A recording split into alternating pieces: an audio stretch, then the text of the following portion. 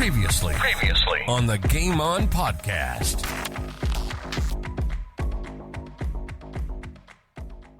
So, obviously, with your juniors out in the country there and then moving to Westminster, did you always have a bit of an appetite for goal kicking? Oh, look, I did. Pretty much from a young age. Look, I played forward. I wasn't overly big as a kid. I sort of played forward pocket, rove sort of thing, as most younger ones do. Like, you know, you get on the sides, and the bigger kids in the age groups plays down the spine. I guess my first memory of goal kicking was, I think it was 81. We hadn't kicked a goal against the opposition mini side for the whole year. But we won the grand final. But the ball was in the air when the siren went, and then went through the goals. And that's my distinct memory of, like, the first really important goal you kick is when you snap and it's in the air, and it's a fair memory, that Tractor. And you win a grand final by 2 points. Oh, everyone loves the sausage roll. Yeah. How old were you then, Tractor? I reckon I was 10 or 11. So you still got on the West Ends, mate? Yeah. No, I got in the car with Mum and Dad, who don't drink and never have. Yes. And headed to Western Australia straight after that. Okay. So from there, let's go through some of. So, in terms of footy wise, you build up to ending up at Nord. Obviously, let's go through though. 89, you've kicked 118 goals for Ports. And then in 91, 125 goals for Tasmans. Yep. So I played my first senior game at Port Neale in 86. So Port Neale was by itself. We won 3 premierships. Well, they won 84, was I only 13. 86, 87, and 88, which I played in with my 2 brothers. Yep. And then Port Neale amalgamated with Arno Bay to form Ports. Oh, right, okay. Yep. So Ports was the amalgamated club, and that was our first year, and we lost the grand final to Kimber.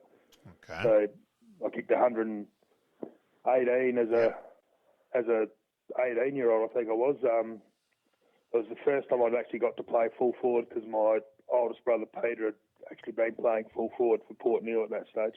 And a great thank you to Peter Lyons for his book on country goal kickers, which I have in front of me.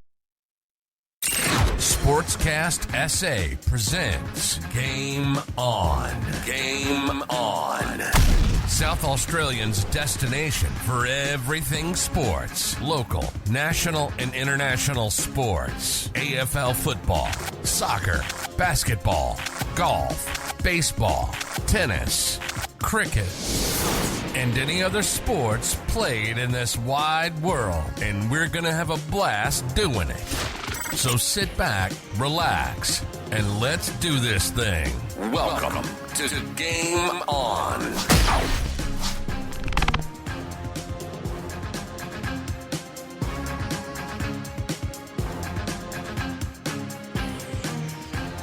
Welcome to Game On. My name's Pete, once again joined by Malcolm, and mate, Chris Prime kicking hundreds of goals when he was 18 years of age. Just a casual, 2,060 goals, just nearly 2,100 now of country goals, let alone his 180 odd for Nord, 185 for Nord as well. Now he's an incredible person in terms of, he's just a footy. So he is a South Australian football legend. Absolutely, and obviously playing down at Nord for a couple of seasons, leading the goal kicking there, 3 years, yes. Yeah. Unbelievable to come from a country kicking hundreds of goals and then doing it later on in his career as well, which is just astonishing. You do wonder how he could have gone earlier and fitter and all that sort of things, but look, it's part of Tractor's legend, a little bit like Grenville Dietrich as well. Let's accept the rough side for, that he's still playing now. Yes. I think it's fantastic. Absolutely, and he got to play with his son, which is quite a unique part of the game that doesn't happen all that often, which is fantastic. All right, let's move into Around the Grounds. Around the Grounds.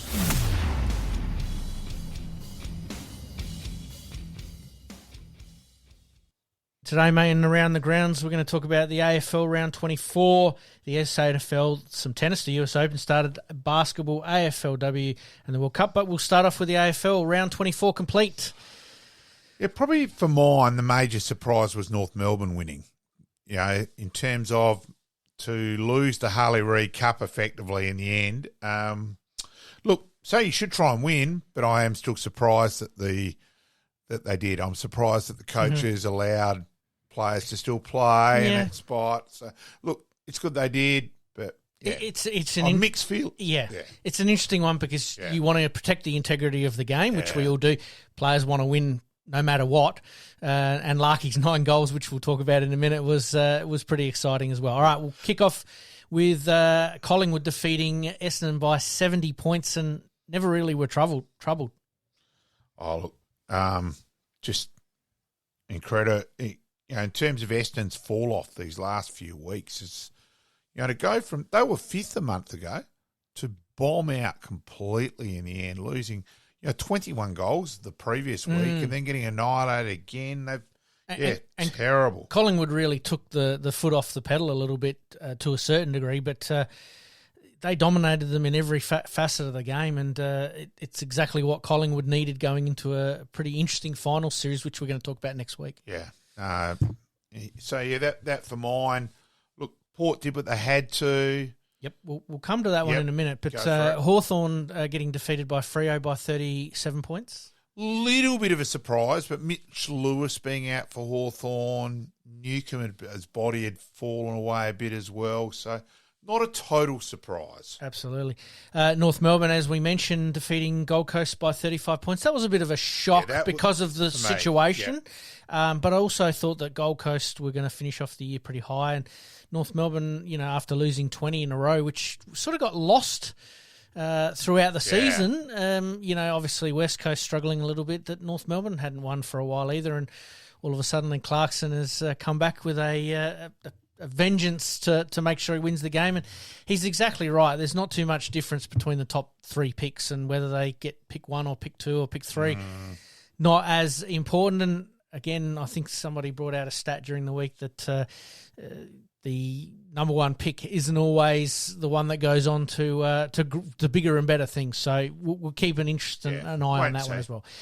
Brisbane defeating St Kilda by 12 points. Interesting game. Probably should have won by more. They had a lot of inside 50s. 9 goals, 18, points. Mate. Yeah, so they should have won by more, but did what they had to do. Absolutely. Western Bulldogs defeating Geelong by 25 points down at the Cattery. Yeah, Geelong rested a lot. They put the cue in the rack, and that side of things, probably a little bit questionable. But then, hey, they've been the team who've been around for a long time playing finals, and that's, mixed feelings on that one as well. Absolutely. The Bulldogs trying to keep their season alive. They did everything that they absolutely needed to do, and when you're relying on 2 or 3 players, and there just seems to be something not quite right at the Bulldogs, and we have found out, obviously, throughout the course of this week that a few players obviously delisted, but also a few staff moving on as well, and Bevo's still the head coach. Yeah, interesting time at Doggyland, I think. So we've just got to watch that space a bit there. Absolutely, and we move on to Adelaide defeating West Coast by 45 points.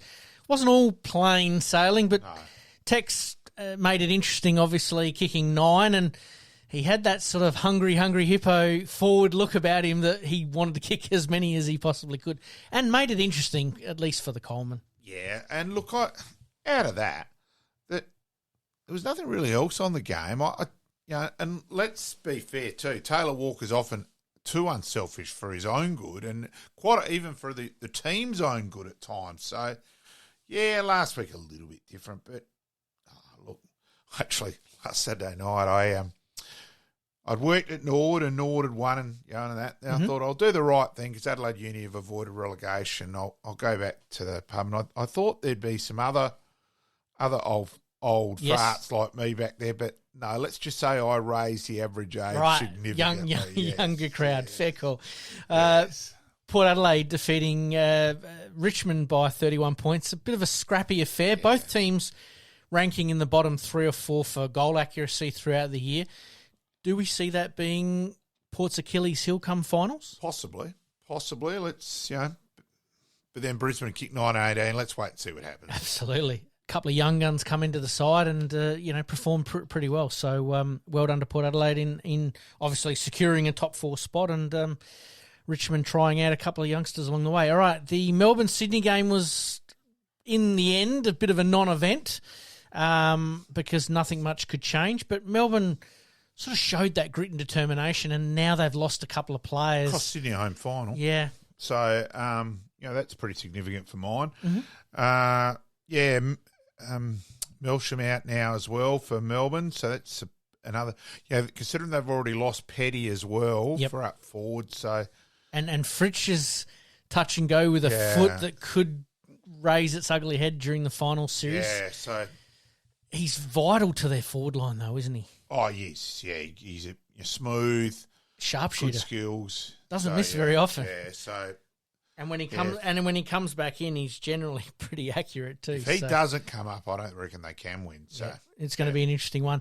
And then the one that we're all waiting for, which was the final round, because the Giants had to win to keep the Bulldogs out, and if they had lost, the Bulldogs were in, and it was flipping back and forth there for a while, and they almost had a home final as well, the way that they were going. And in the last quarter. Charlie kicks his 2 goals in the first quarter to obviously give him the Coleman, and then... but that's Carlton's last 2 goals. Yes. They were there in it for a while, but... GWS are one of the form sides going into this finals series. I think they're right up there with a chance to maybe cause a little bit of an upset or take a couple of teams quite deep. So it's going to be very, very interesting on that one. Now, mate, we're going to talk about the first lot of finals next week, but we're going to finish off on what could have been Adelaide's non-decision the week before, and obviously results going their way in round 24 that has gone their way, that did shape the finals in some way, shape or form. Yes, but you would have thought the carry-on in Adelaide that there's never been an umpiring error previously in the history of the game or a player miss a goal. Yep. As an Adelaide supporter, personally, I'm far angrier at the stupidity and incompetence of not going up to Darwin earlier. That who knows what would have happened there in that game against Gold Coast, but to give Gold Coast such an advantage by not going up earlier was criminal. Control the controllable. Yep. Adelaide didn't. They did that. Numerous games where their goal kicking let them down. So they've still got themselves to blame, well and truly. And the All-Australian squad, as we're sort of recording this episode here, is being named at the moment. We don't have any concrete results, but Jordan Dawson and Taylor Walker from Adelaide, obviously nominations. And Walker will make the side. I think Dawson's 50-50. So his last... We talked about this while we were off air, that, his sort of first 16, 17 rounds were really good and blistering, and was one of the form players of the competition, and just fell away towards the end there a little bit. Yeah, and that probably hurt Adelaide a bit in that game against Sydney too, where he kicked a few points late too, where his leg you need, you would have backed him in to kick the goal. Absolutely. And for Port Adelaide, Butters, Rosie... They're the dynamic trio for mine. We wait and see for September. Yeah, absolutely. And we'll obviously update that All-Australian squad as it comes to hand next week. Is there any big surprises in that All-Australian squad that could make the side or potentially could make it? Oh, not so much. I was surprised Taranto didn't make the squad of 44. That was probably the one. A few people saying Sam Taylor, and I think he's a gun defender for GWS, but he missed 8 games. You missed 8 games. I think that's just too many. You're relying on someone, if you've missed that many, it's got to be like Ablett did at Gold Coast several years ago, where he was the best player in the comp by a mile. Yes. You've missed 8 games otherwise. You can't make it. Absolutely. And Harry Sheasel winning the Rising Star. Now, the voting on this has left us a little bit perplexed, mainly from a South Australian point of view, in that Max Michaelani plays 23 out of the 24 games this year and doesn't rank in the top 5. Interesting result there. Yeah, I can't believe that. I'm stunned at that. I've got no problem with Sheasel winning it. Not at all. No. Ashcroft logically second. Absolutely. For mine, Michaelani was the logical third. you debate out of him or Amos for third and fourth. Yeah, I'll wear that. But Wilmot in the top 5 ahead of him? Ray Charles and Stevie Wonder were at the voting panel. God. All right, we'll leave it there. As I said, we'll touch base with the All-Australian squad next week and also the first lot of finals. Yep. But I think you're right. There is a couple of little scratching your head, and I think the All-Australian team's going to provide one of those as well. So, all right, mate, we move on to the SANFL Round 18, the final round of the SANFL minor round season. Threw up a couple of interesting results in the end. West Adelaide defeating Woodville West Torrens. They've got a good record in the last minor round game of the year. They beat Nord last year in the last minor round game, and the year before. I think it's quite ironic that their record overall, but they seem to lift the last minor round game of the year. So, look, they'll probably be more competitive towards the last second half of the year. So, the draw with the Nord game and that. So, no, well done to Westies there. Absolutely.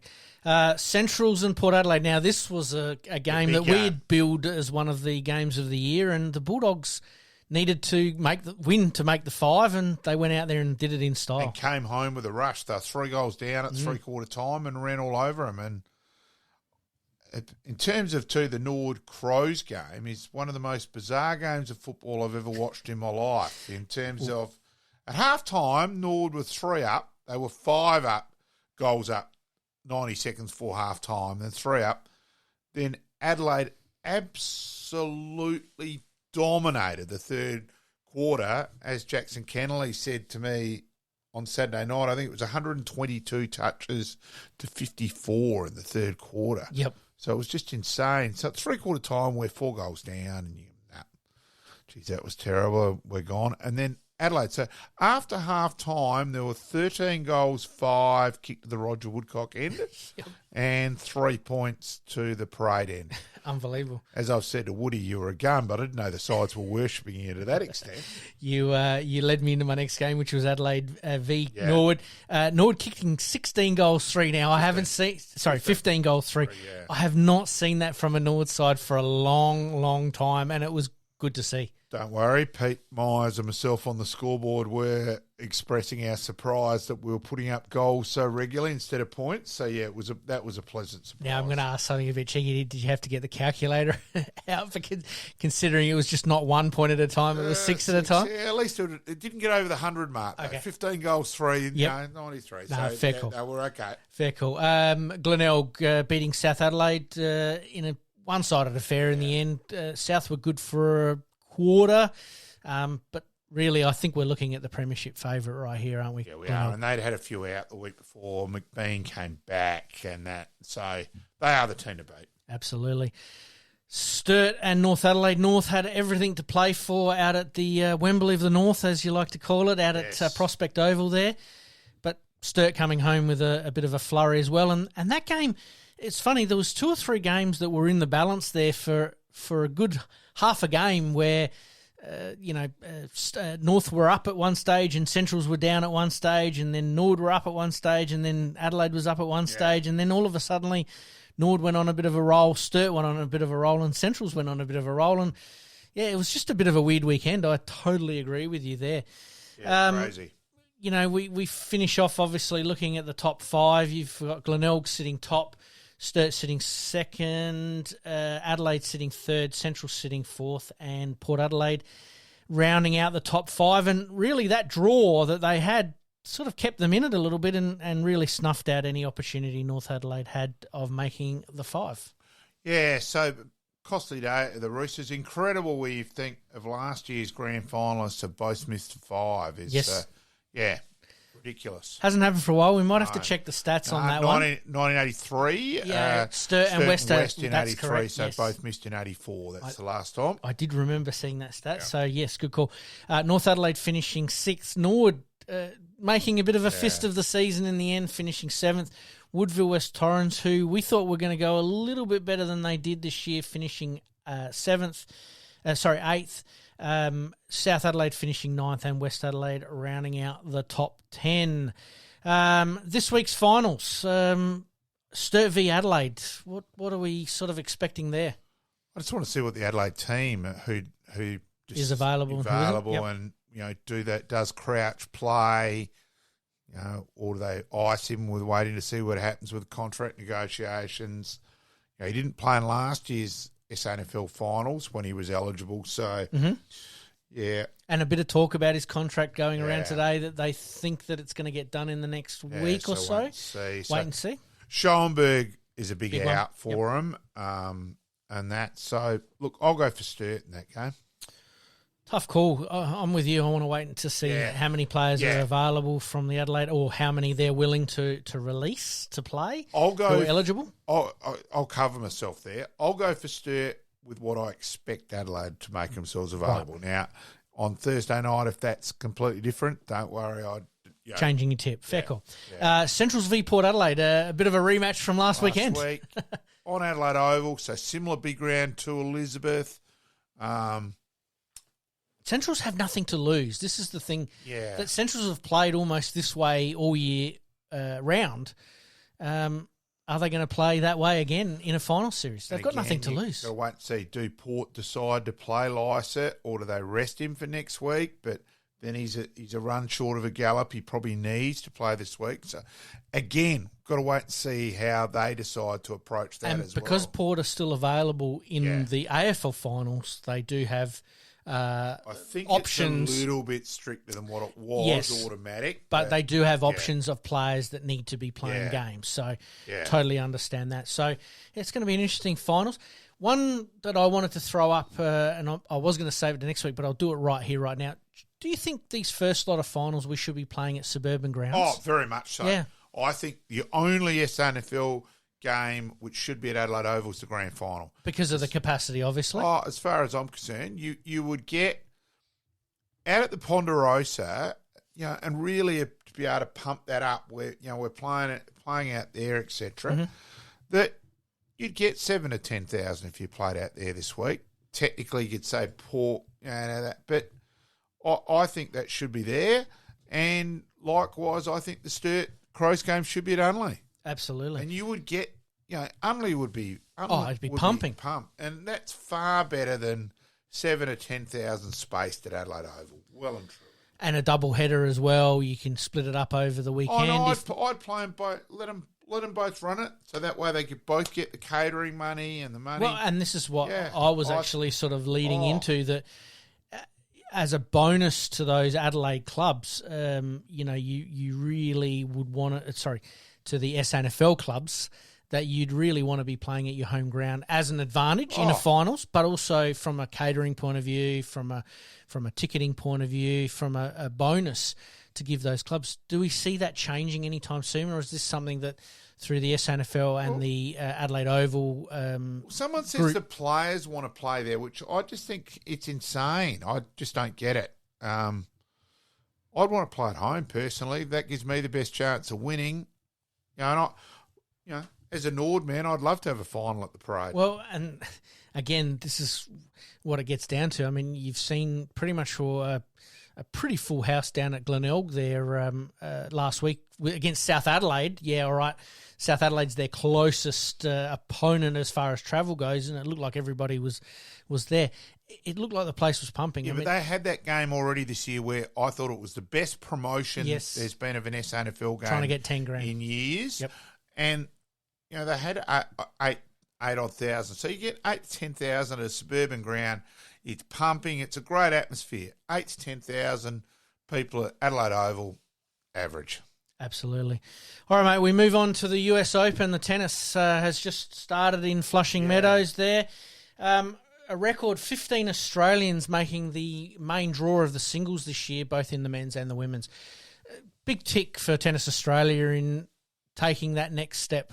Yeah, and at least Alex Dimonor had a win in the first round. He did indeed. He won in 4 sets. A little bit of a tough fourth set. He was 5-2 up.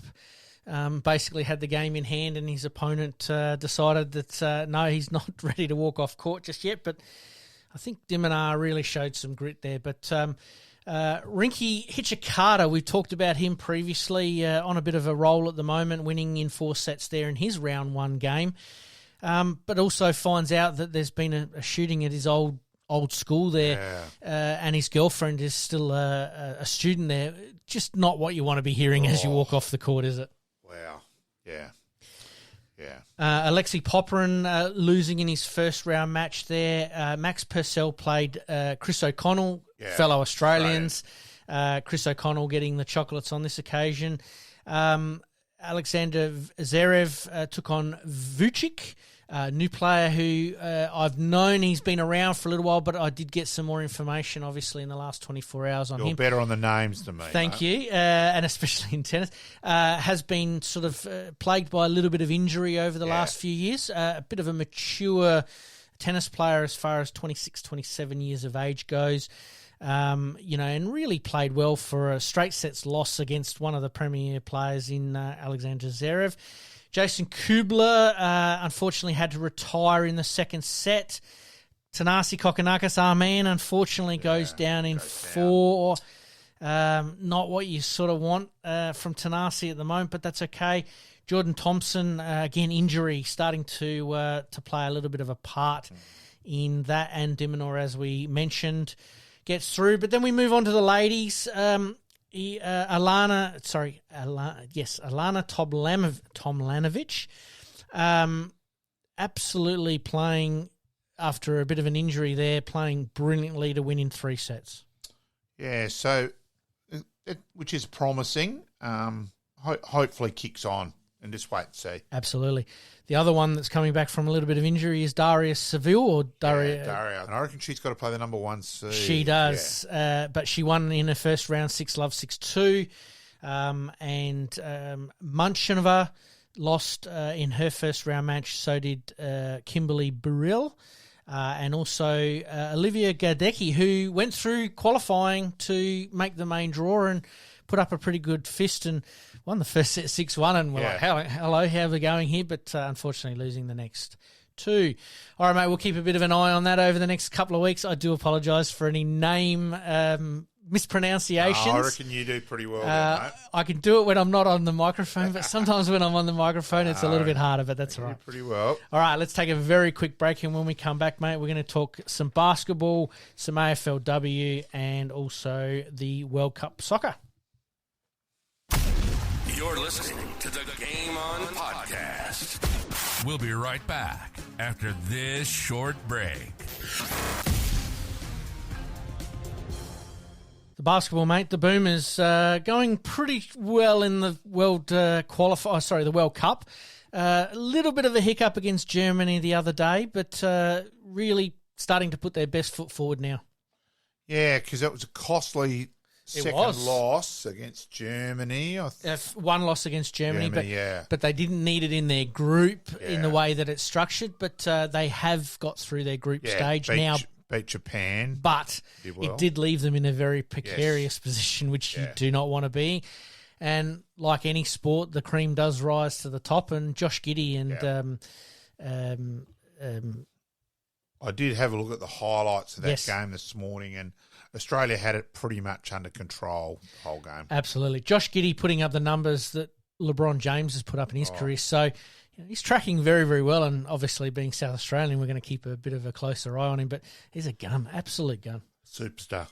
All right, mate, we move on to the AFLW. We've got round 1 starting this week. We've got a couple of matches that we're going to talk about very briefly. We got Collingwood v Melbourne. Yeah, good luck to Steve Simons, former Nord coach of the SANFL W as the Collingwood coach. So do keep in contact with Simo. So all the best there with Steve.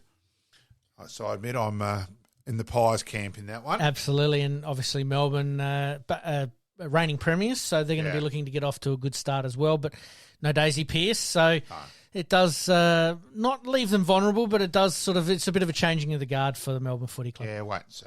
Carlton v the Suns. Look, I think this time of the year it's a little bit of guesswork.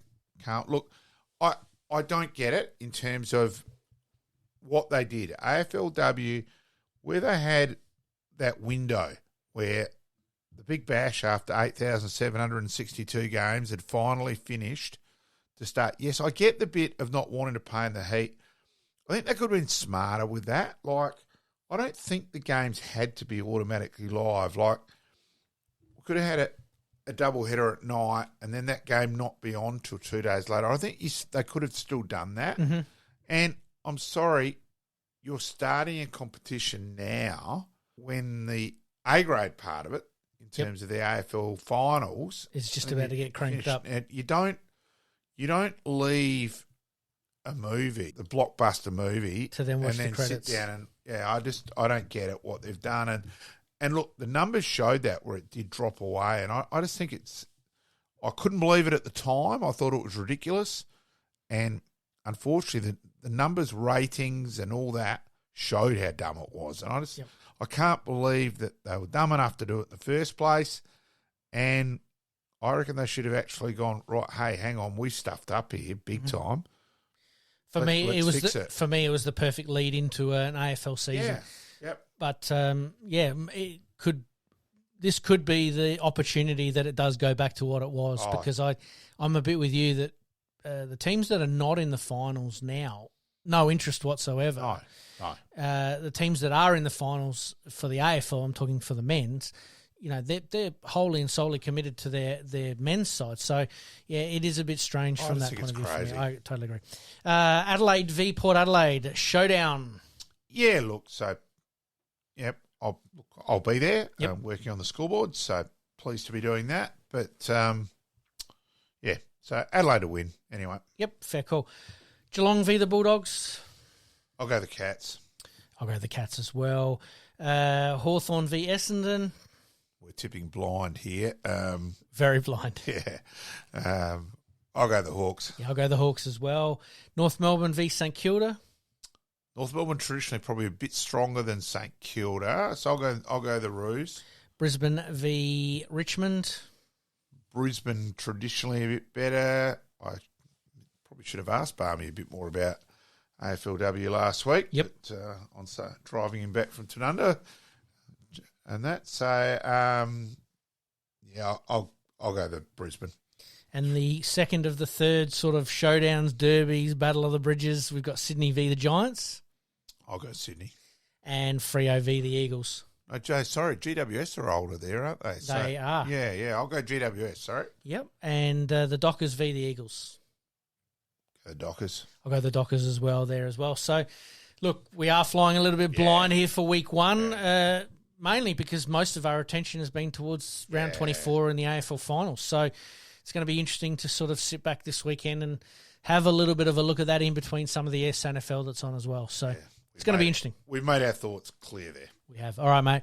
We need to talk about the World Cup, the fallout from the World Cup. Yeah. Such a great event has been sort of overshadowed by the actions of one person. And again, this is nothing new. It's been in the media, so we do want to give a little bit of comment to it, but we don't want to expand too much. But, with everything that's been going on in women's sport, and it seems like Spain had some internal issues before the World Cup as well with some of their players and coaches. And I would have thought we've been educated enough by now is probably the best wording possible there. Yep. Dumbfounded, astonished, shake my head. Absolutely. Yeah. And you've also got somebody who's not wanting to stand down as well, which you're not reading the room very, very well there either. So, appallingly. Unfortunately, the World Cup, as great an event as this has dragged on probably long enough, and you need to let what happened sort of sink into a lot of people and go, hey, we need to get this sport going, not only here in Australia but around the world. Dumb as being polite. Absolutely. Oh, yes. Yeah, so Australia finished fourth. Yes. But somehow fall in the world rankings. Yes. So that's a bit mystifying, and I think we're all scratching our head. So what games have been counted previously to then drop off for that to happen? So I think that's been the big talking point around it. Well, from an Australian point of view, I totally agree. Sorry, I totally missed that one on the run sheet, but you're right. Yeah. The same people are obviously selecting the Australian team as far as their rankings go, maybe doing the rising star, because I'm scratching my head on that one as well. But, how can a team finish fourth in the World Cup, end up losing a world ranking position is beyond me. So and fall that far. Yeah, crazy. Absolutely. Crazy. All right, let's head off to a quick break. This time when we come back, we've got Ryan Harris for our Past Players, Past Legends segment. And Rhino, is going to talk obviously about his career, but I'm really looking forward to hearing about what's his best ground and who the best players he played with is as well. You're listening to the Game On podcast. We'll be right back after this short break. Past players, past legends, past legends.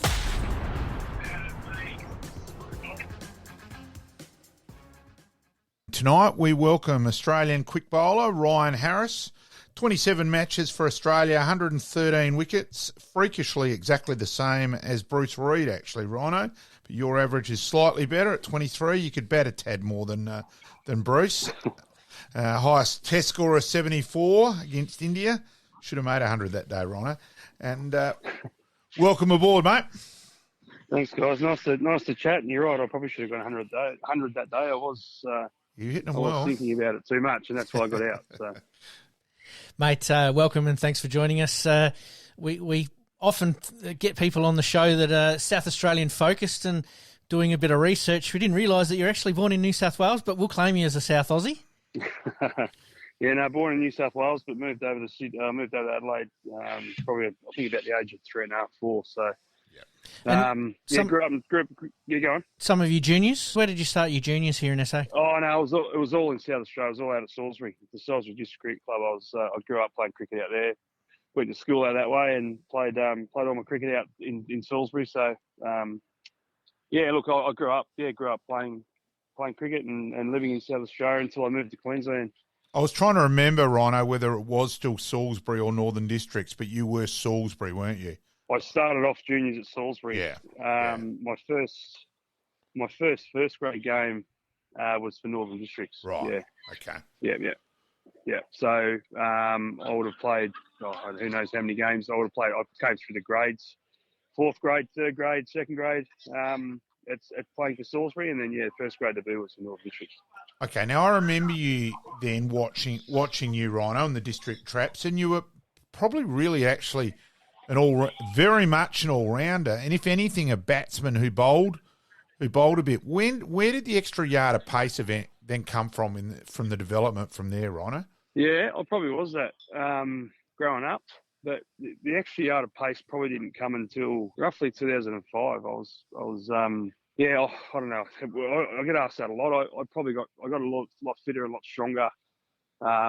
Didn't do too much technically. I probably just got myself fit. I was a bit of a rat bag growing up. When I was contracted to South Australia, Yes. I got to the stage where I was, didn't mind a drink and mucking around too much, not training properly, and got to the point around, I think it must have been maybe 2003, maybe 2004, I nearly lost the contract. I lost my contract, actually, and thankfully, for my sake, unfortunately for someone else's sake, they didn't take one, so I got it back in the same year. So I lost my job and got my job back. So got that and then realised it was either time to be a proper professional or I'm not going to be there in 2 or 3 years. So managed to get myself fit and strong, and Wayne Phillips is probably the one to credit for that. He was the one that sat me down and told me, you got to sort yourself out, otherwise, you're not going to be here in a couple of years. So I did that and worked hard and got fit, and I guess the rest is history. Went from there, started bowling quicker. That was the big thing about it, and landing the ball in a consistent spot. And as I say, the rest is history from there, probably. It's amazing those sliding doors moments that sort of the light bulb goes off and away you go. Yeah, it was. It definitely was that, because I probably didn't have a lot of outside cricket. I had different little jobs here and there, and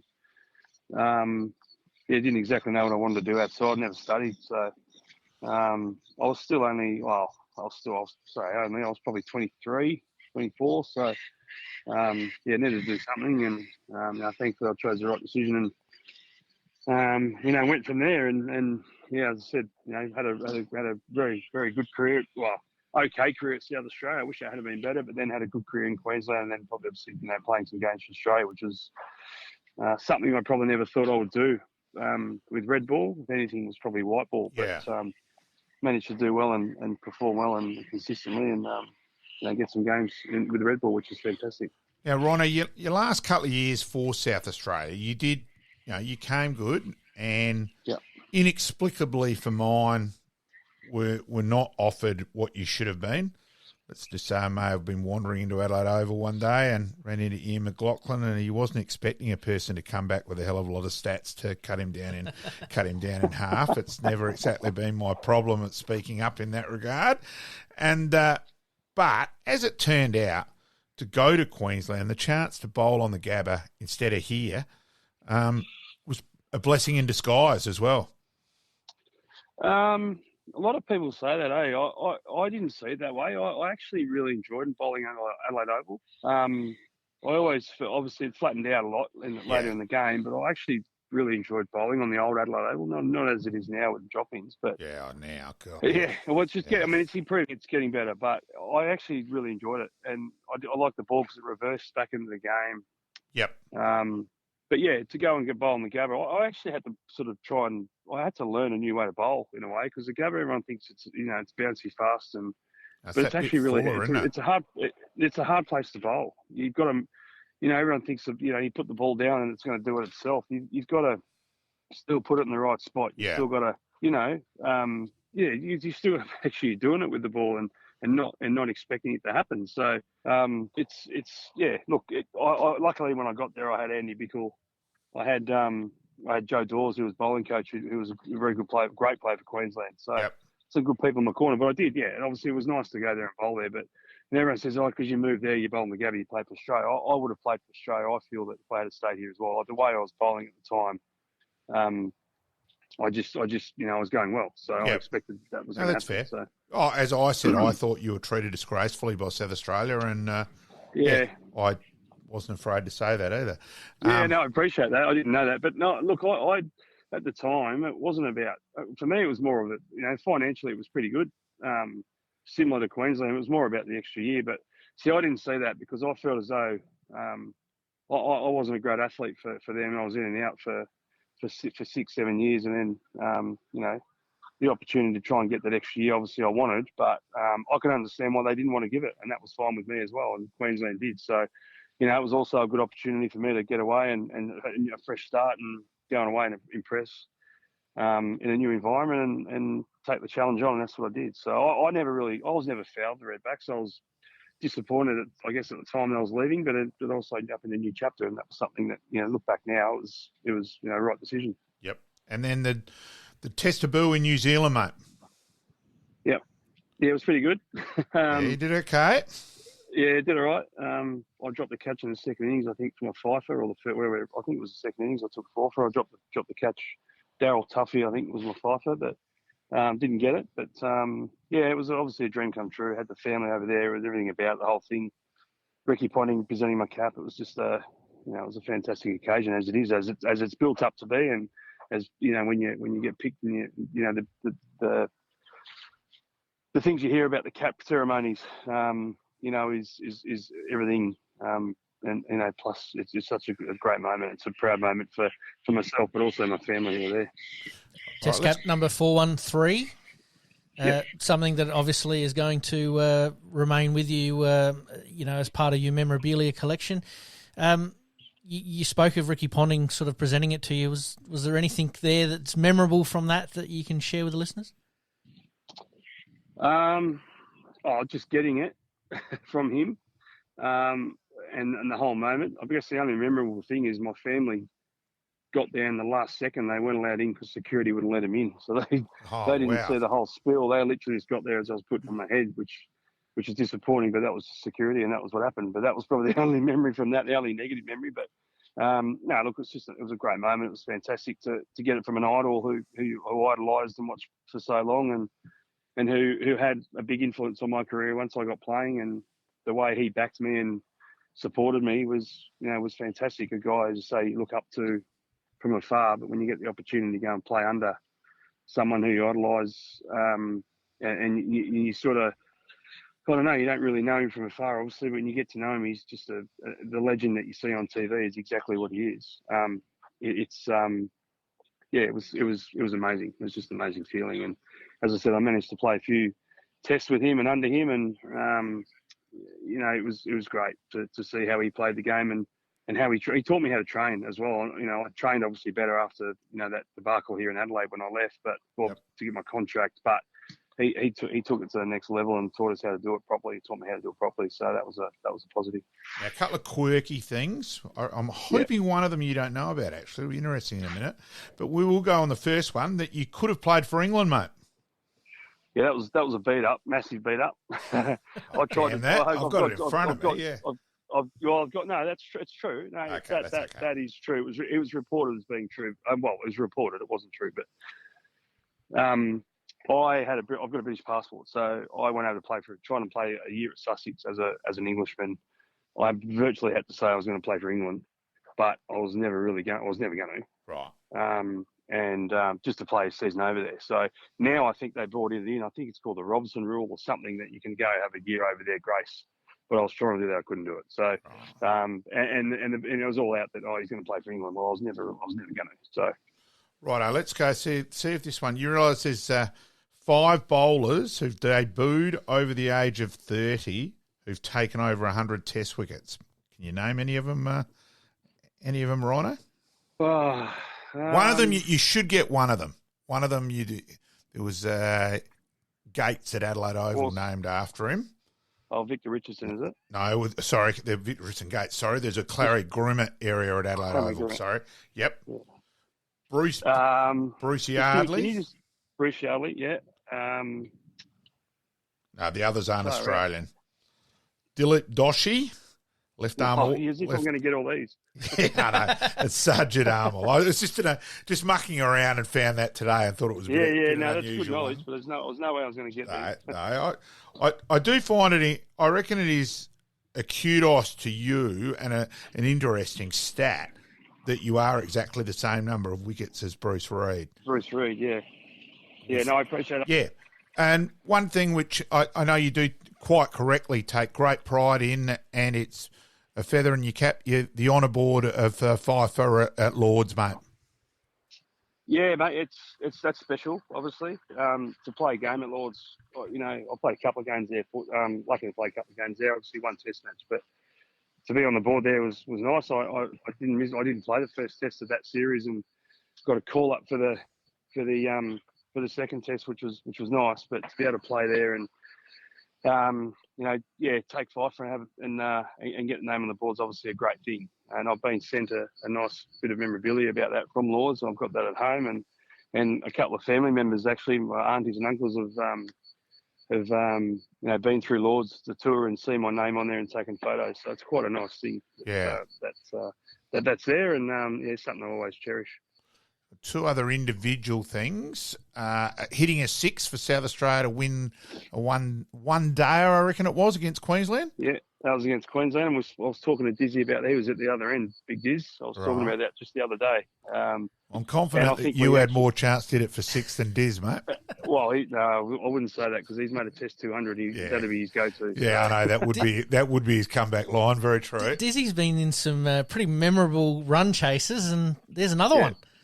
Yeah, he has, and he was at the other end, and it happened. I think it was the next year I might have gone to Queensland. I think I'm not sure on that. It might have been 2007. I think I did that. But it was.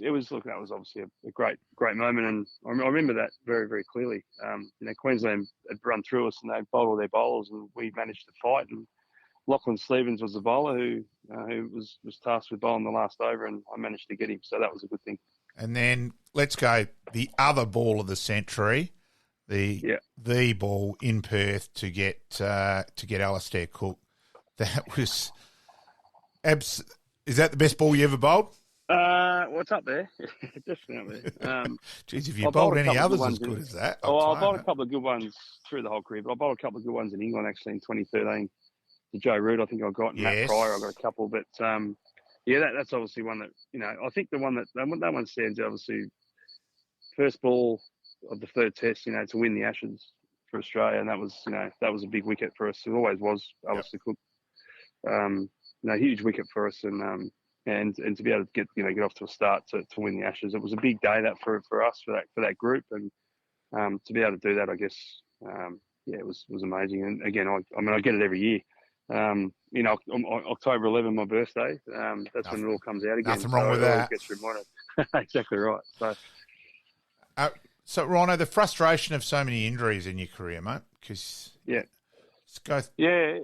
was probably a number of things with not looking after myself earlier and being a bit of a dickhead and rat bag and all that sort of stuff. But I guess I didn't have. I had a lot of. I didn't have a lot of soft tissue injuries, more structural things. So when I did it, I really did it good. And and in the end, it got me. My knee in the end. That was the reason I finished. Yeah. Because I was 35. I was probably a young 35 because I hadn't played a lot of cricket. So that was the thing that got me in the end. And again, that was a bit of stupidity with the reason but that happened. I had a knee operation, had a meniscus repair, and it was about a 6-month recovery. After about 3 months, I was taking hangers up blokes back at school and ripped it again, and they had to remove the meniscus. And in the end, that's where I ended up damaging my leg, my bone, and that's what cost me. It cost me more games, I guess. So, but I had different things here and there, knees and shoulders and back. So I didn't have too many back problems that kept me out. But it was just when I did something, I did it good, and it was a period of time out.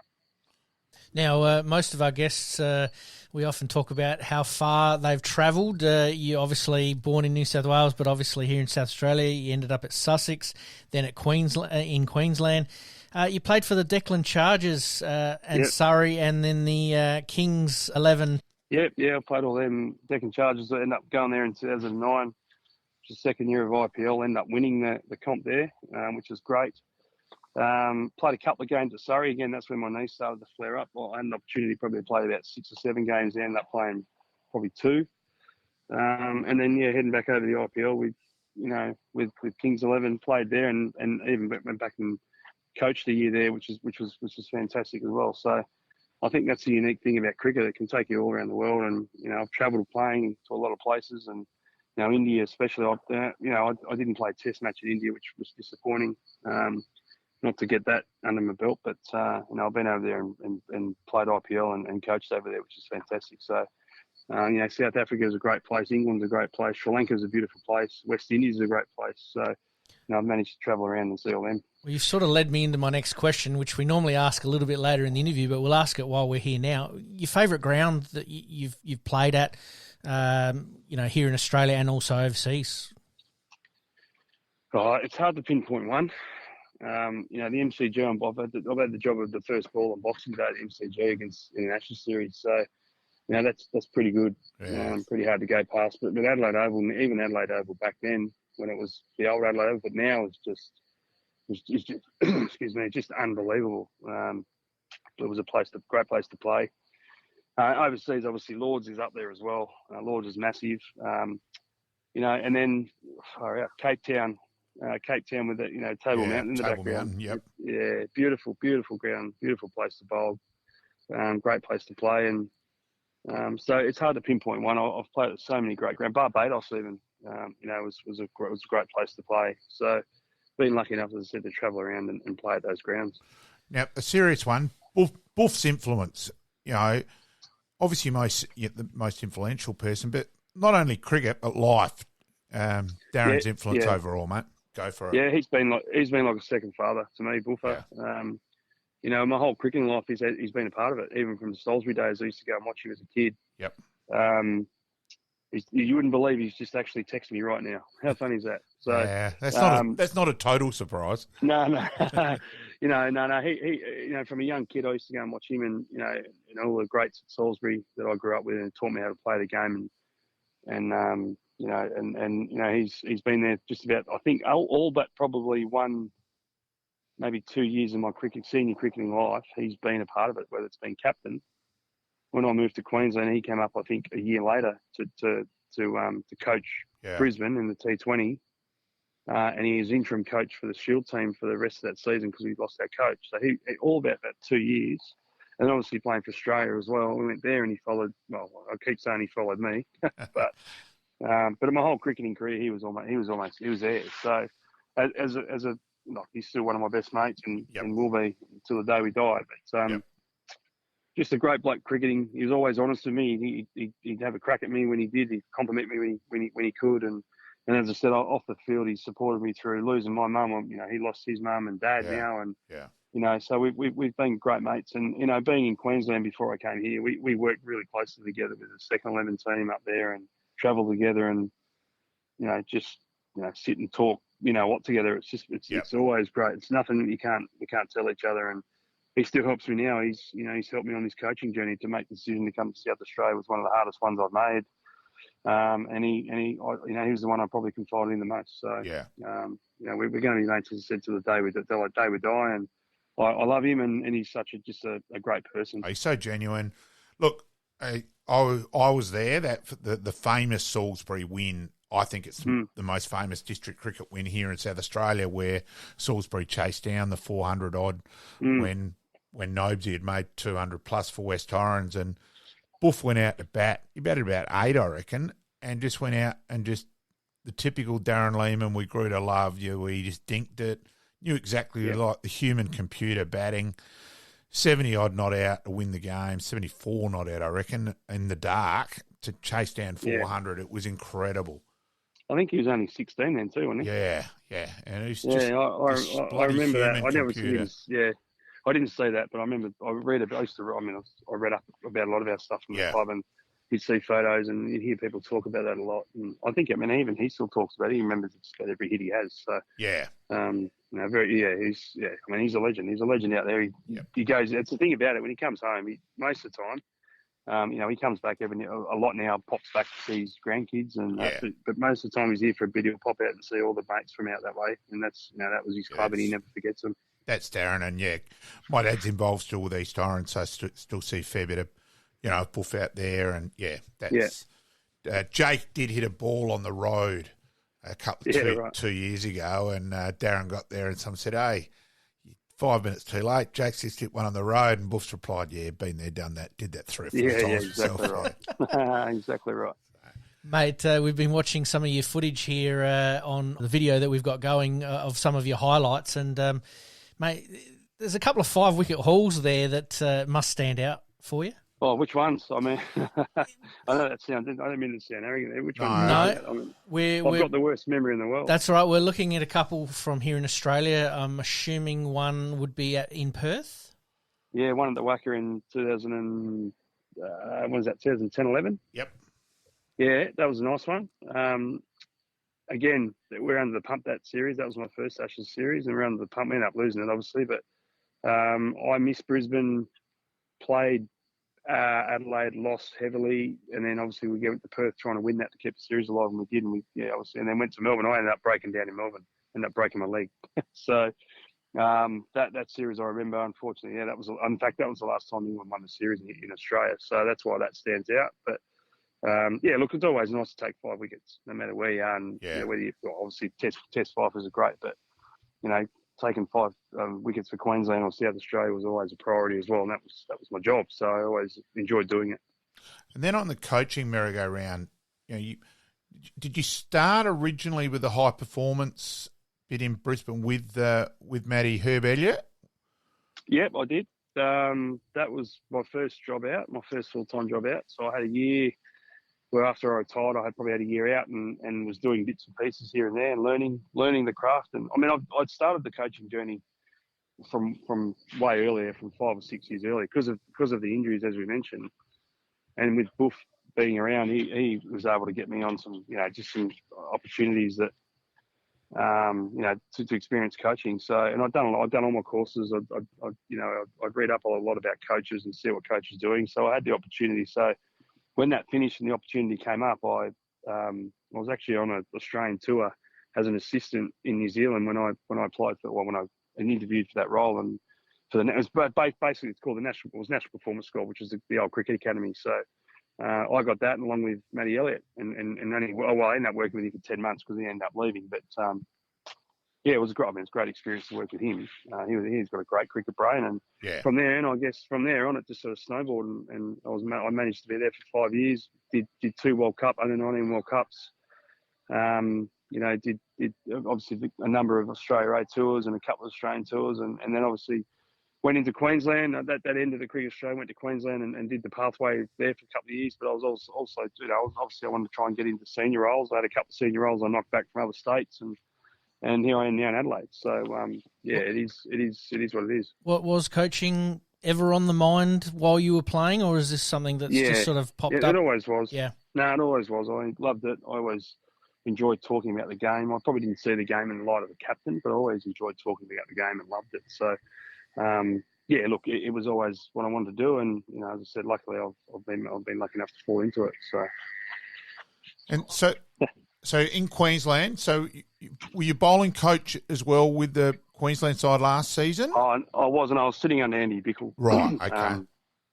So I was sort of advising under him. So, I wasn't as such the bowling coach, but obviously there for experience. So. And how do you feel looking at South Australia this year? We've got a bit of depth, probably as much depth as we've had for a while in fast bowling. I just feel sorry for the guys having to bowl on Karen Rolton. So. Yeah. Well, that's changing. That's changing because there's two drop-in wickets there now, so that's going to change. Okay. That's only just happened. So now we've got a lot of depth. I'm really excited about it. That's half the reason I moved here. I saw the depth that we had, and we've got a lot of good depth there. So we just got to try and keep them all fit and going in the right direction, and hopefully, we take 20 wickets a game. If we do that, then we're going to win lots of games. And obviously we've got to get runs, but we'll do that, and hopefully, they keep the boys. Oh, because cooking nicely. As someone who's has led the odd tragic life, I have been at a Shield game where there were 16 people there, and I knew every one of them. I realised I had a problem. Yeah. At Karen Rolton, watching the last couple of years, honestly, it's just I've felt sorry for the bowlers. It's just been it's been bad. It has been bad. But again, it's unfortunately with the quick turnaround from footy. that they have there. There's just no time for Trent Kelly, who works there as a curator, to get stuff up. So, I'm not having a go at Trent in that regard. Well, but they've sorted that. They've dropped in 2 wickets down there, which is going to help us. So good. So Rhino, it was funny growing up. I think we all thought probably one day was going to be more the go than possible test wise. You didn't play a huge number of one days, 21 one days. With although the 5 for 19 does stand out well and truly, Rhino. Just a bit about your one days, mate.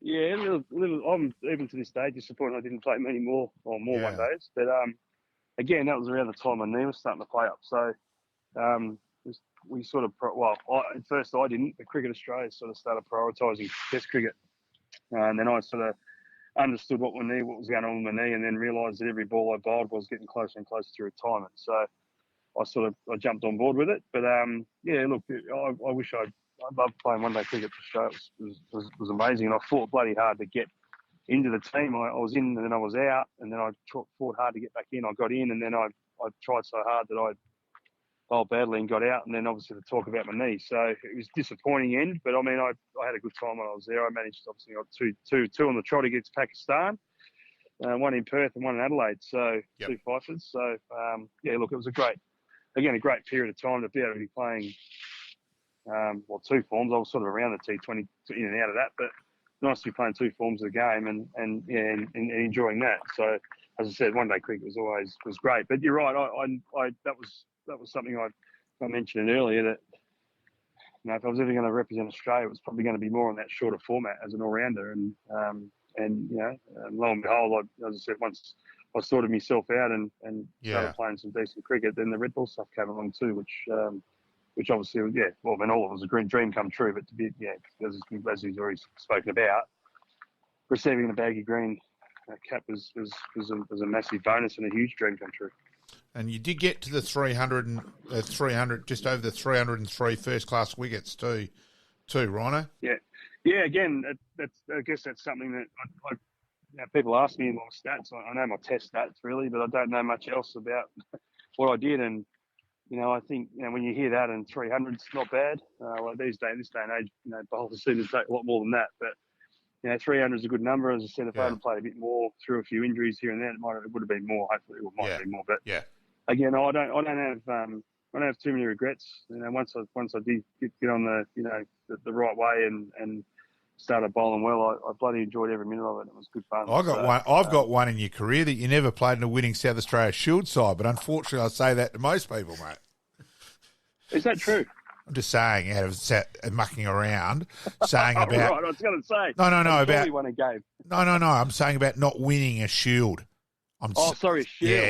Yes. For me, the Sheffield Shield is the holy grail, mate. So, well, again, going back onto about the Queensland move, originally, we spoke about playing at the Gabba and playing for Australia. That was the whole. Well, at the time was, a new opportunity. But another reason why I moved, I wanted to win a trophy, and I don't know. And I say it to the boys, now, the group we're playing. How we didn't win a trophy around that time when I was, playing for South Australia it still gets me because of the sides we had. Yeah, we had sides where we should have been better, no doubt about it. We should have been, absolutely, and so to go away and as I said, my dream when I moved away was to play.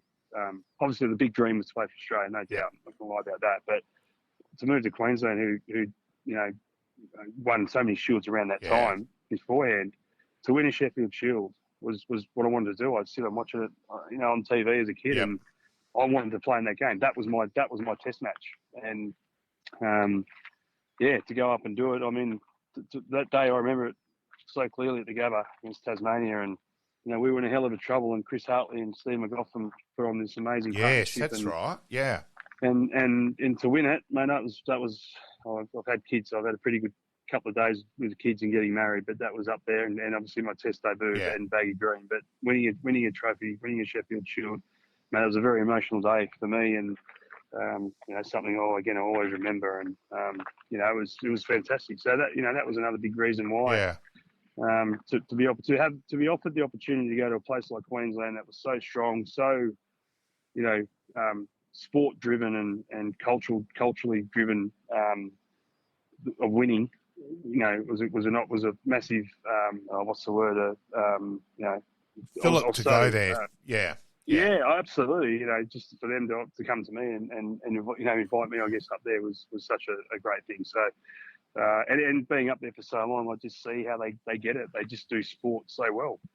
The weather helps as well. Yeah. Well, that helps. But I mean, it's more about it's winning's like in the blood, and that sounds like silly, I know, but they just know how to win. I mean, I've watched so many State of Origins, and they just Queensland shouldn't have won, and they did, and just sport up there, they just know how to win. They don't give up, which is ironic, isn't it? Because I know I'm older than you, Rhino, so out of that, but the standard joke where Queensland kept losing the Shield, they'd grab defeat from the jaws of victory so many times, and it was a standard joke of Queensland losing the Shield and Collingwood losing another final in the AFL for years. Yeah. Well, 94, 95, wasn't it? Yeah. Was that their first one? Yeah, that was against us. Against us, yeah. Don't worry, I do remember that. Yeah. Yeah, and now, I mean, having won so many since then, and we've won one, which obviously was the next year. So, that's my goal. We're talking about my old Shield, but this is my goal here now is and we're talking trophies here now. And so we should be. Because improvement, exactly. And that's what Dizzy's strong on. And I've mentioned that, that was another reason I moved here with the talent group that we have. We're in that tour, and we just got to make sure that the players believe that, and that's our job. Been our job the pre-season, and how we do that, and get them believing that, and that's the main thing. So that's it's a bit more consistency with the batting, and then a little bit more consistency, and more and fielding. We still dropped way too many catches last year especially for bowling on Karen Rolton. If a bowler creates the opportunity, we did grass just too many. So I actually don't. We're not far away. Yeah, I can tell you now.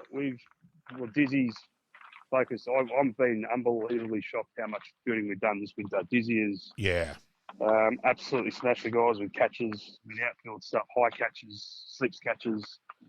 We've just literally finished our last game on camp today. Yep.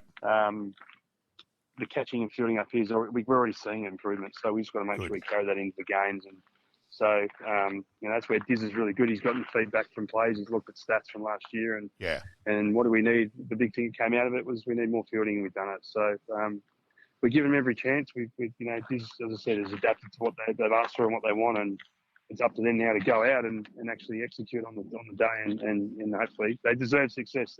They work hard. They've worked really hard. They deserve success. Yeah, and I'm happy that I said that was my thought immediately, and probably people don't think enough about fielding. We all think, geez, we've got to make more runs or we've got to take more wickets. Well, no, let's the whole box and dice. So taking 20 wickets is hard. Taking 23, 24 is even harder. Yeah, so, exactly. And the boys know that. So and you guys had a little bit of a pre-season in Darwin there a couple of weeks ago. No, we're still here. Oh, you're still there? Jeez. Yeah, we're still here. That's why when I've interrupted phone calls, I've had to catch up with the blokes that I haven't seen for a while. Who I was with the Australian team. So, no, look, we've had 8 days up here. We've had 2 practice games today and on Wednesday. On Monday, we had quite a big training block at the beginning of the time here. And we've had great weather. We've had great facilities up. Darwin up here is just, the ground and facilities up here is just phenomenal. So we've been very, very spoilt from NT cricket to be up here and to have these facilities. We've had the run of we've had 7 turf wickets. We've had 2 centre wickets that have been just unbelievable. So the preparation's done. We've been spoiled. We've trained really, really well. Diz said to me, this is, if not the best pre-season. We've had a lot of guys away, but they've come back and joined us in good nick. They've looked after themselves overseas. But to get this, the 2 or 3 weeks beforehand and then coming in here with the whole group has just been fantastic. So, it's been great. So we got no excuses. We just got to make sure we look after the boys, keep them fit, look after themselves, and let the cricket and the results do the talking. Okay, Rhino. Well, the way we finish off, let's do it. Let's best players played with, hardest batsmen, hardest people to bowl to, that sort of scope. Yeah, mate, go for it. And you can do a top 3. You don't have to name one. Whatever you like. Yeah, go for it. I sit on the fence on these things. So Ponting, Clark, and Smith would be the ones I've played with, and that's cutting out a few others as well. Yep. They'd be the 3, I reckon. And I'm leaving out one of my mates, but a couple of best mates are my bowlers and Mitchell Johnson as well. So I go to the batters. So I was in awe of what they did. Yep. Top 3 against Kevin Peterson's number 1. He was a freak. He was just different. He's such a big unit that he had to bowl different lengths to him. Sachin Tendulkar would have to be one. Can't leave him out. I got him at the back end of his career. Who else? I reckon probably AB de Villiers is another one. Lucky enough to play with him. I play against him. I played again. That's really hard to pinpoint 3 in each because I've managed to play with and against some absolute legends of world class players. Mate, thank you very much for joining us tonight. I know we've had a couple of little technical issues along the way, but all good. Apologies for that. All good. But mate, we absolutely loved your career as a bowler and as a batsman. Looking over some of these stats, we forget that a little bit. That you could bat. Rhino could bat. Yeah, absolutely. I saw enough for Salisbury to start with as well, so I'm showing my age again, Rhino. The one stat that I'm still a little bit unsure on is 48 runs in your one-day career. Who was batting above you? Because obviously they were making a lot of runs. Oh no, I think everyone. I mean, back then, once Bowen took over, I probably let my batting go and. To be honest with you, I probably got scared of the fast ball. I didn't do enough with it. And then as I got going again and got the confidence, I actually didn't fear batting. I love batting. And, that's where I wish I had done it, a lot more work on it earlier as I did. I went from being that sort of batter to the bowler and I switched completely. I didn't do enough. So, but it is what it is. I guess one of the only things I didn't do is score a first class 100, which I should have done. Yep. But at the end of the day, it is what it is. Absolutely. Well, mate, thank you very much once again for joining us. It's been an absolute pleasure, and we wish yourself and the Redbacks the best of luck for season 23-24. Greatly appreciated, Rhino. Look forward to catching up. Thanks, mate. Thanks, boys. Seriously, thank you. Bye-bye. Ciao. All right, and we thank Rhino for his time here tonight, and we did have a couple of technical issues along the way, but we got there in the end, and Rhino was absolutely fantastic. Yeah, look, I've got a lot of time for him. Let's go back a long way. I remember him vividly as a kid and he's just a genuine guy too. You catch up, loves to chat about cricket and that. Don't worry, he did okay in terms of that side of things off the ground when he was younger. Absolutely. He admits that himself, that he had to learn and improve, and came through in the end well and truly. Amazing how, you can get around a group of people and it drove him to excel himself. And he talked about, obviously, Ricky Ponting and how he just seen him do it a totally different way. And Flipper's influence, yes. Which is good too to hear. It's good to hear something because Flipper, we all associate Flipper with the flippant and, the 159 on debut joke and all that. Mm-hmm. It's great to actually hear someone talk seriously about Flip. Yep. Yeah. And Darren Lehman was the other one who was a fantastic mentor to him. And as we were speaking to him, guess who dialed in as well? Text him, knowing how close those two are, I reckon it was probably paying $1.01 for that to happen. Absolutely. Actually. All right, mate. Let's move on to Happy Days. Happy Days.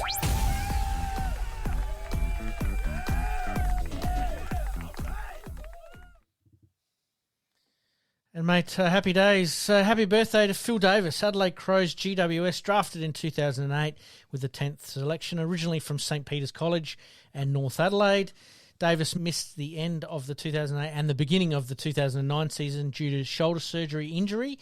He played for North Adelaide in the SANFL, obviously with the close selection towards Adelaide in 2009. Named as an emergency numerous times before he's made his debut in round 4 2010 against Carlton at Amy Stadium. And a couple of Adelaide guys actually went and told him, hey, you can't knock back what GWS have offered. It was obscene. Yes. For the footy he played and all that. And, the Hackney High boy had to take that one up.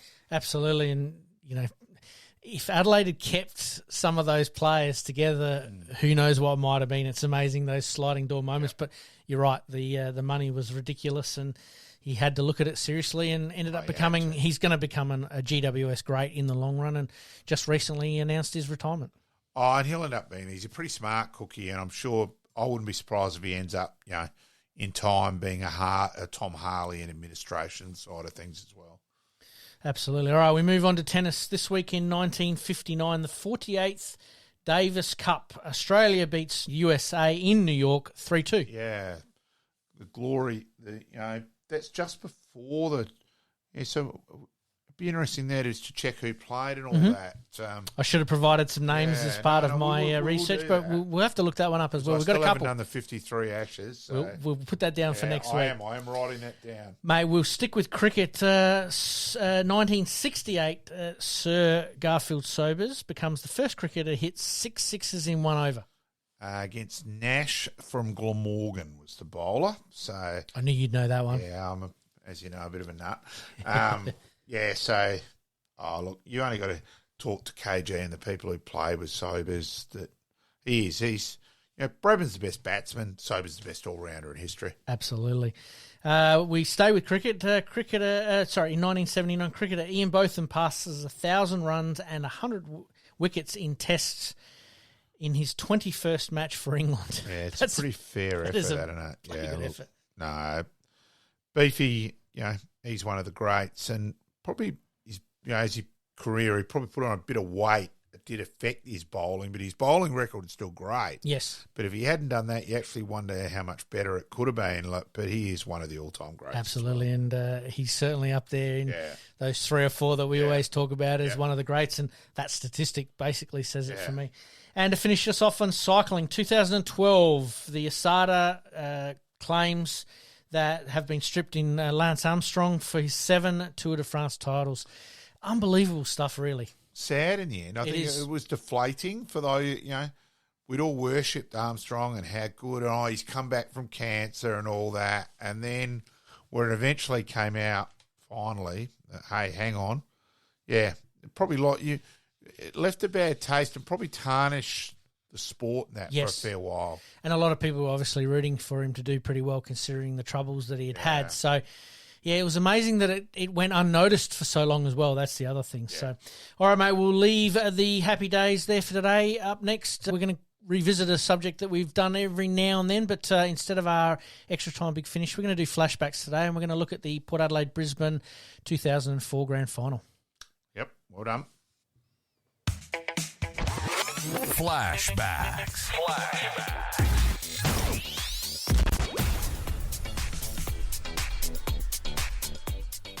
Today we wanted to have a look at the 2004 Brisbane v Port Adelaide Grand Final, because that is actually the last time that Brisbane and Port played each other in a final. Still all your fault, Roger James. The pain you have put on us all. The 2004 Grand Final, Port Adelaide 17 goals, 11, 113, defeated Brisbane 10-13, 73. First time in AFL VFL history that both competing grand finalists were based out of Victoria or Melbourne. Yeah, it was. And look, and Lee Matthews was still absolutely ropeable, and quite correctly, because Brisbane were forced to play the prelim away when it should have been at the Gabba. And he's always claimed that he thought that cost them big time. Absolutely. So we'll never know out of that one. And Port did run all over them. Port were fantastic. Port had got home in that epic prelim final against St Kilda, where Roger James was, kept Port in the game early, and I've always called him Lord Voldemort for that. It's his fault. And he was fantastic. And then, of course, in the grand final was also the toe-to-toe with Alistair Lynch and Darryl Wakelin. And I constantly remind Wakes that he was never a chance of taking up boxing too as well. Absolutely. Now, we've got some footage here. We're going to play for all our Port Adelaide supporters. A bit of a recap of grand final day for Port Adelaide.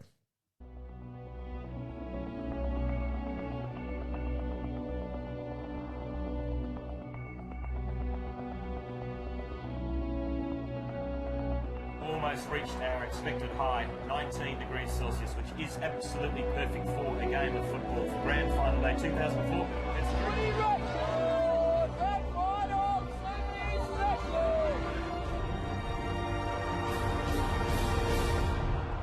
There is the scene. It is absolutely cram-packed full, the MCG.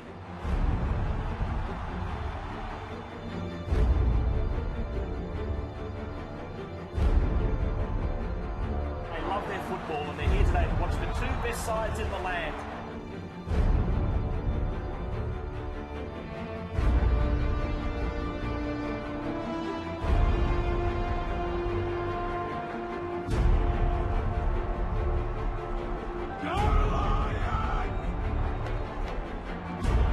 Port Adelaide have to match it with Brisbane as far as toughness and hardness at the footy goes in this first quarter. If they do that, they are a chance. The two best teams in the past 3 years finally get to face off for football's biggest prize.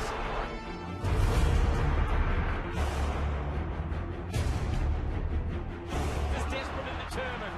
Left it behind. Carr for the first one of the afternoon.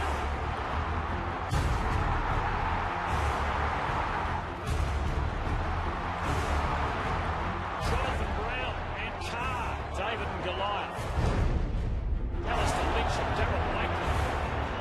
You're old enough to know better.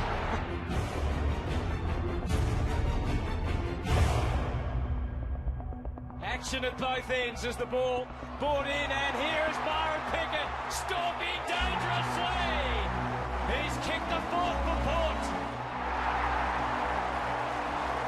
And it doesn't take much for Jason Ackermanis. Oh no! Speed reversed and Hardwick sucked Ackermanis in.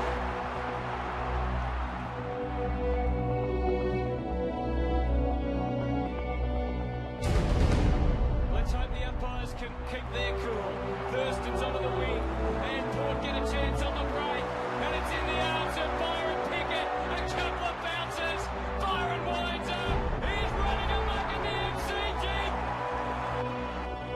Keating from the side. Suddenly there's a different feeling over this game. Sparkle has returned. Carousella, Ackermanis, talk about Sparkle. Jason knows how to get there. Oh! They've been magnificent today. Will it carry over the top? But what do you need to put them 3 goals in front? The man for all occasions. He's done it again. That's a high kick. Wouldn't want to be under it for Quint. Been very good for at least 3 seasons, and This year they've done it in finals where it counts. So many great stories in this Port Adelaide team. He can't stand it in the coach's box any longer. He wants to get out there with his players. Here he comes. Look at that. An outpouring of emotion from Mark Williams. He's the proudest man in the land tonight. Look at that. There it is. It's all over. Port Adelaide. They had the power to win. And it was very much history in the making today. He said he felt that his late father and his late brother and his mother, who recently had heart surgery, were with him today. Premiership Cup to the captain Warren Treadray and the coach Mark Williams.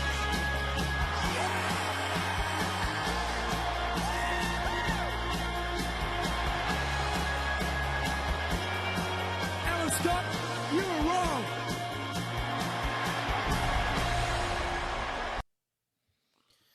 Now, mate, famous line. It is that famous line. The Brisbane Lions headed into the 2004 Grand Final looking to claim their fourth straight premiership, but they had to do it the hard way, being forced to host a home preliminary final, which you mentioned a little bit earlier on, obviously, in Melbourne. Port Adelaide, meanwhile, were hell-bent on erasing the painful memories of the past 3 years by claiming their maiden flag. Mate, some of your memories of that? Obviously, you talked about Wakelin and Lynch going toe-to-toe in the square, but Roger James was fantastic, who's a previous guest of ours as well, but Byron Pickett was fantastic as well, wasn't he? Oh, Byron Pickett, Burgoyne, Wanganeen, in terms of that. Look, and the other one, I actually thought Kane Corn should have won the Norm Smith personally. His job on Simon Black, not only cut him out of the game, but dominate himself as well. There's a lot of people, because Kane's the shock jock and he's got to say stuff, and people keep forgetting that how much competition the media, the crap they say, they don't really mean it. Yep. They're only doing it to try and get clicks and get a bit of a headline, yep. You know, like the Taranto bit, and people take that as gospel and all that, but people do forget how bloody good a player he was as well.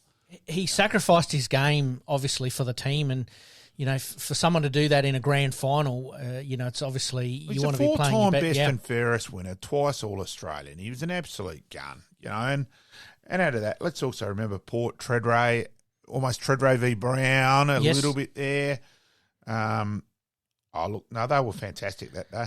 Going through, be fair. Yeah, absolutely. And going through Port Adelaide's side, you've got Wakelin, Montgomery, Wanganeen, Lade, Schofield, Burgoyne, Carr, Hardwick, Pickett, Treadray, Dew, Kane Corns, Bishop, Brogan, Wilson, Marnie, Cassisi, Thurstons, Kingsley, Chad Corns. That's a pretty fair group when you look at how and Mark Williams, obviously, as the coach. Thurston's had the game of his life that day as well, kicked 3, I reckon, on memory. And, look, they did well. Bishop was a good player as well. So I actually do remember, I actually umpired Brendan Lade's father on Kangaroo Island. He's probably marginally taller than you, Pete. So it's funny, he gets all his height is from his mum's side. Right. So, yeah, he's and Lade, brilliant player. Like, he's as good a tap ruckman as there's been. And Hardwick was the antagoniser on the day, obviously got under the skin of Ackermanis. He did his job, correct. And Matty Primus, unfortunately, being out, didn't the fairy tale didn't come true for Matty Primus as obviously, well. But felt really sorry for Mattress. Obviously, he's a Nord man. Knew Matty from when he played at Nord. We were absolutely shattered when he got serious with his girlfriend, then wife, because it used to be a highlight of what he'd bring along each Saturday night. It was we wore the bookies were going mad. Oh, mate, we wore black armbands in upset when he got serious. So yeah, but no, look, take nothing away from Port that day. They were fantastic for all the muck around, and it was with a Port Nord rivalry and that. But no, they were fantastic. You've got to be fair. Absolutely. And you have a look at also some of those names that have come out of that grand final who are now coaching at senior level. I mean, Hardwick's gone on to win 3 with Richmond. Kingsley's just about to embark on his first senior finals campaign. Gavin Wanganeen was fantastic through that series. Obviously, a Brownlow medalist with Essendon. Comes back to Adelaide as well. Treadray's in the media. Very, very good football. Exactly. So the long-lasting effects from Port Adelaide in 2004 are being felt even today. So we wait with bated breath on this final. We are going to talk a little bit more about it next week, obviously with the first final being played, but I thought we'd do a bit of a flashback this week with Port Adelaide and Brisbane being that they've only ever played each other in a final, and it was a grand final. And I actually think that'll be the best game first. That's my own opinion. I give Port a big chance. I know Brisbane haven't lost a game at home this year, but I just think weather, September, and their dynamic trio in the middle, I give them a big chance. So I think we got a little bit of a glimpse of that last week against Richmond. It wasn't quite as refined as it will be, obviously, come finals time. But also as part of our flashback, the last time they met, they've only met once this year in round one. Yeah, and that was funny because Brisbane were up, and then Port absolutely destroyed 13 goals, 9 to 3-3 after half time. So that was incredible day. Do we see that happening again up in Brisbane? Oh, I don't think either team would do that, but you never know. Look, Cameron has a day out, and Danaher and Hipwood combined, they could do some damage. I do think it will be I think it'll be a real close game. So let's wait and see. Absolutely. Looking forward to it as well. And as we said, we'll talk about it a little bit next week. Yep. All right, mate. Thank you for that tonight. It's been an absolutely fantastic episode. We want to thank Ryan Harris for his time. And as per usual, we promise to do better next week. Yeah, no, good man, Rhino. Thank you. Thanks, everybody. In this crazy world we live in, we all need the distraction. Enjoying the show? Like, rate, and subscribe. Hook up and connect with us on social media at Sportscast SA. We'll see you next time on Game On.